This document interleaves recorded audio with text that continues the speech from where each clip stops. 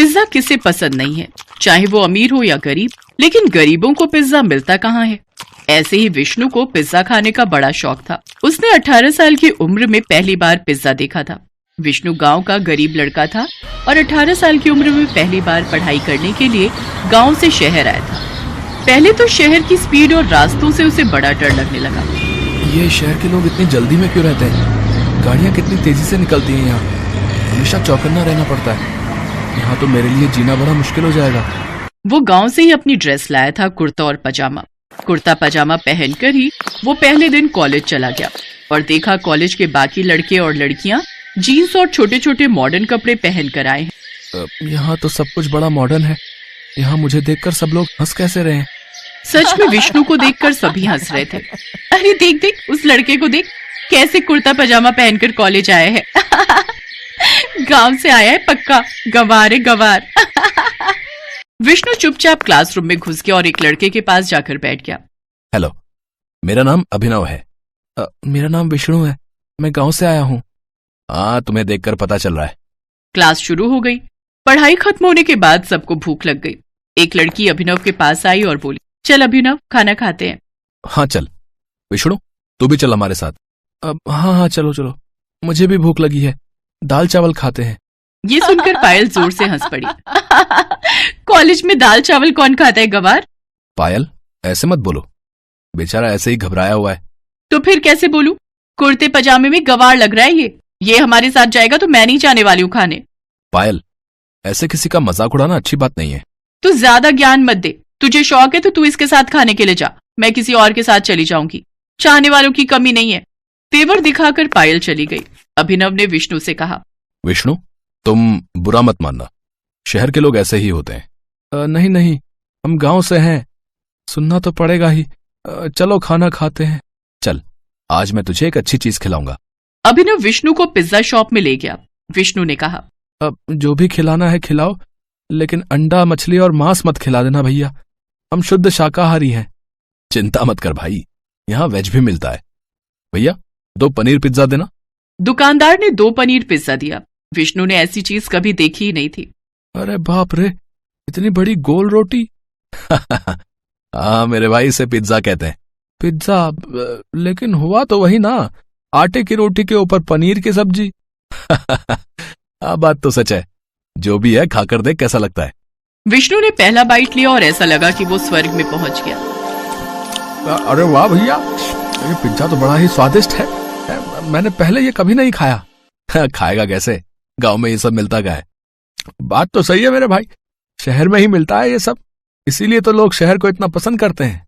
गांव भी बुरा नहीं है, वैसे मेरा असली घर गांव में ही है, लेकिन मैं बचपन से शहर में ही रहता हूं। पायल मेरी बेस्ट फ्रेंड है और इस कॉलेज की सबसे सुंदर लड़की भी है, इसीलिए उसे इतना घमंड है। जो भी हो, मैं तो अब से हर रोज पिज्जा ही खाने वाला हूँ। विष्णु को पिज्जा बहुत अच्छा लगा। वो और अभिनव बहुत अच्छे दोस्त बन गए। उसके बाद हर रोज कॉलेज के बाद वो दोनों पिज्जा खाने लगे। हर रोज तरह तरह के पिज्जा खाते खाते विष्णु पिज्जा का एक्सपर्ट बन गया। एक दिन कॉलेज के बाद अभिनव ने कहा, विष्णु, चल पिज्जा खा के आते हैं। हाँ तो चल मेरे हॉस्टल में, मैं बनाकर खिलाता हूँ। तूने बनाना भी सीख लिया? हाँ मेरे भाई, सब कुछ सीख लिया। समय के साथ साथ विष्णु शहरी तौर तरीके भी सीख रहा था। शहर के लोगों के जैसे बात भी करने लगा था। वो अभिनव को लेकर अपने हॉस्टल रूम में गया और आटा गूंथकर उसने पहले पिज्जा का बेस बनाया। उसके बाद उसके ऊपर टमाटर का पेस्ट लगाया। उसके ऊपर मशरूम, पनीर, कांदा और शिमला मिर्च डालकर कढ़ाई में ही बेक करने के लिए छोड़ दिया। 1 घंटे बाद पिज्जा बनकर तैयार हो गया। अभिनव ने विष्णु का बनाया हुआ पिज्जा खाया और वो हैरान रह गया। वाह मेरे भाई, तूने तो कमाल कर दिया। दुकान से भी अच्छा पिज्जा बनाया तूने। बचपन से ही माँ से खाना बनाना सीखा हूँ। कुछ तो काम आ रहा है अभी। भाई मेरे पास एक आइडिया है। ये सब पढ़ाई वढ़ाई मेरी बस की बात नहीं है, मुझे बिजनेस करना है। कल कॉलेज में कल्चरल फेस्टिवल है, वहां हम दोनों पिज्जे का स्टॉल लगाते हैं, मस्त कमाई होगी। हाँ चल चल, मुझे कोई एतराज नहीं है। अगले दिन दोनों ने कॉलेज में पिज्जा का स्टॉल लगा दिया और धड़ाधड़ पिज्जा बिकने लगा। तभी वहाँ पायल आई। अरे वाह अभिनव, तू भी इस देहाती के साथ रह के देहाती बन गया, गरीबों की तरह स्टॉल लगाए है। कोई भी काम छोटा नहीं होता पायल। पिज्जा बनाना कोई बड़ा काम भी नहीं है। पिज्जा बेचकर कितना ही कमा लोगे तुम दोनों, छोटे लोग छोटी सोच। अब विष्णु ने जवाब दिया, अरे ओ मैडम, क्या छोटा छोटा लगा रखा है, है? अरे देखना, मैं दुनिया का सबसे बड़ा पिज्जा बनाऊंगा। हाँ, दुनिया का सबसे बड़ा पिज्जा। अगर तुमने ये करके दिखाया तो मैं पूरे कॉलेज के सामने तुम्हारा पैर पकड़कर माफी मांग लूंगी। ठीक है, गांव का लड़का हूँ मैडम। हाँ, सरल हूँ लेकिन जिद्दी भी हूँ। अब देखो आगे आगे होता क्या है। हाँ, विष्णु और अभिनव रात को हॉस्टल आए। यार विष्णु, तूने चैलेंज तो कर दिया, लेकिन यहाँ दुनिया का सबसे बड़ा पिज्जा बनाएगा कैसे? यहाँ नहीं, अरे यहाँ लोगों का मन छोटा है यार। बड़ा काम करने के लिए हमें ऐसी जगह जाना होगा जहाँ लोगों का मन भी बड़ा हो। मेरा गांव। ये हुई ना बात। अगले दिन विष्णु अभिनव को लेकर अपने गांव चला गया और लोगों से सबसे बड़ा पिज्जा बनाने के बारे में कहा। गांव के लोग उसकी मदद करने के लिए एक ही बार में राजी हो गए और विष्णु ने काम शुरू कर दिया। गांव के लोग अपने अपने घर से आटे की बोरी लाने लगे, जिससे पिज्जा का बेस बना। लोगों ने अपनी अपनी गाय का दूध विष्णु को दिया, जिससे चीज बन गया। और सब्जियां तो गांव के खेतों में भरपूर थी। अभिनव ने अपने कॉन्ट्रैक्ट से मीडिया वालों को बुला लिया था। मीडिया वाले गांव आकर दुनिया का सबसे बड़ा पिज्जा बनाने का काम देख रहे थे और टीवी पर लाइव टेलीकास्ट कर रहे थे। तो आप लोग देख रहे हैं एक गांव का सीधा साधा लड़का कैसे दुनिया का सबसे बड़ा पिज्जा बना रहा है। देखते रहिए हमारे साथ, ये पिज्जा बनकर तैयार होता है या नहीं।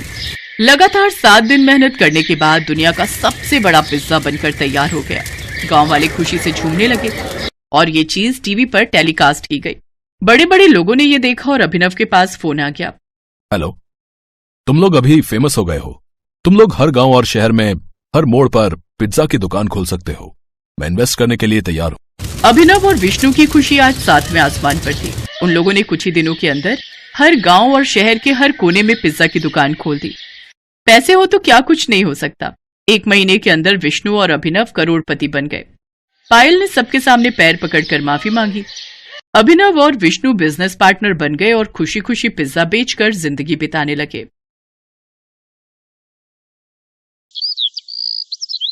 रामगढ़ गांव में सुधा अपने बेटे के साथ बहुत ही खुशी से रह रही थी।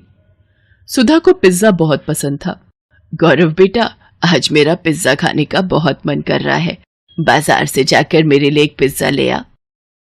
ये सुनकर गौरव बोलता है, अरे माँ, बुढ़ापे में पिज्जा भी कोई खाने की चीज है?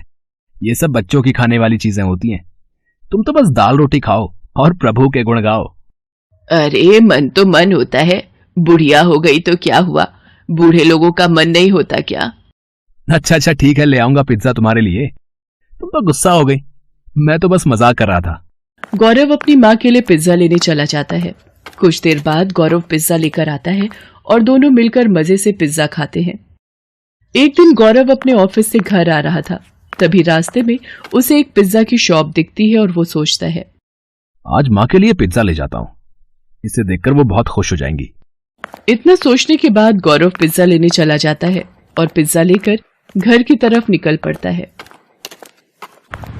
तभी रास्ते में एक कार से उसका एक्सीडेंट हो जाता है। बहुत देर हो जाने पर जब गौरव घर नहीं पहुंचता तो उसकी माँ चिंता में उसे फोन लगाती है, पर गौरव का फोन नहीं लगता। कुछ समय बाद सुधा को एक अनजान नंबर से फोन आता है और गौरव के मरने की खबर मिलती है। ये खबर सुनते ही सुधा के पैरों तले जमीन खिसक जाती है और वो फूट फूट कर रोने लगी और कहती है, हे भगवान, ये अचानक क्या हो गया? मेरे बुढ़ापे का इकलौता सहारा मेरा बेटा ही था, वो भी तूने छीन लिया। अब मैं किसके सहारे जिंदा रहूंगी? उसकी यह हालत देख पड़ोसियों उसे सांत्वना देकर चले जाते हैं। सुधा अपने बेटे की चिता को जला देती है। अब वो बिल्कुल अकेली हो जाती है। वो गौरव की बातों को याद करके रोती रहती थी।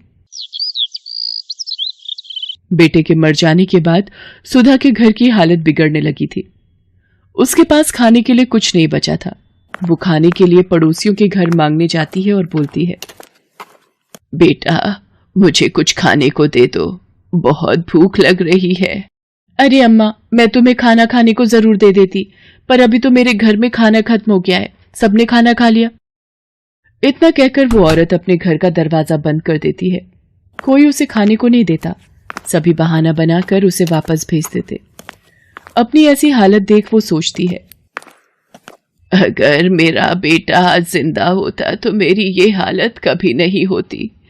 वो सबकी मदद किया करता था, पर आज सब भूल गए हैं कि मेरे बेटे ने एक समय पर उनकी मदद की थी। आज उसकी माँ को मदद की जरूरत है, पर किसी ने भी मेरी मदद नहीं की। तभी वहां से एक औरत गुजरती है और सुधा को यूं रोता देख पूछती है, क्या हुआ बहन, तुम रो क्यों रही हो? सुधा रोते रोते उस औरत को अपना सारा दुख बताती है। क्या बताऊं बहन, मेरे बेटे के मरने के बाद मुझ बेसहारा का इस दुनिया में अब कोई नहीं है। अकेले मैं इस दुनिया में कैसे जीऊंगी? मेरे पास खाने के लिए पैसे नहीं हैं। सुधा की कहानी सुनने के बाद वो औरत सुधा से कहती है, ऐसे हिम्मत हारने से कुछ नहीं होगा। खाने के लिए कमाई का कोई जरिया ढूंढना ही पड़ेगा। आजकल तो खाने पीने की इतनी सारी चीजें आ गई हैं और उन्हें बनाना भी आसान हो गया है। जो भी तुम्हें पसंद हो, जो भी तुम्हें आता हो, उसे बनाकर बेचने लगो। इतना बोलकर वो औरत वहां से चली जाती है। सुधा अब सोचती है कि वो ऐसा क्या काम करे।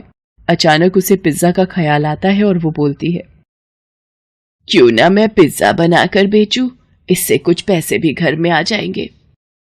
सुधा के पास अपने कुछ जेवर रखे होते हैं। उन्हें बेचकर वो अपने घर के आगे पिज्जा का एक छोटा सा ठेला खोलती है और पिज्जा बनाकर बेचने लगती है। धीरे धीरे उसका बनाया पिज्जा पूरे गांव में मशहूर हो जाता है और सुधा अब एक बड़ी दुकान खोल लेती है। धीरे धीरे उसकी दुकान बढ़िया चलने लगती है और वो अमीर बन जाती है। एक दिन उसकी दुकान पर एक छोटा बच्चा आता है और उससे खाना मांगता है। अम्मा, मुझे कुछ खाने को मिलेगा क्या? मैं बहुत भूखा हूँ, मुझे भूख लग रही है। बेटा, तुम्हारे माता पिता कहाँ हैं? तुम अकेले दुकान में क्यों घूम रहे हो? अम्मा, मेरा नाम मोहन है, मैं एक अनाथ बच्चा हूँ। मेरे माता पिता अब इस दुनिया में नहीं है। हाँ हाँ, जरूर खाने को मिलेगा। तुम जो खाना चाहो वो खा सकते हो। तुम चिंता मत करो, आज से तुम्हारा ख्याल मैं रखूंगी। ये कहकर सुधा मोहन को गले लगा लेती है और अपने साथ अपने घर ले जाती है। उसे उस बच्चे में अपना बेटा मोहन दिखता है। वो उसका ख्याल अच्छी तरह रखती है, उसे स्कूल भेजती है और उसे पाल पोस कर बड़ा करती है।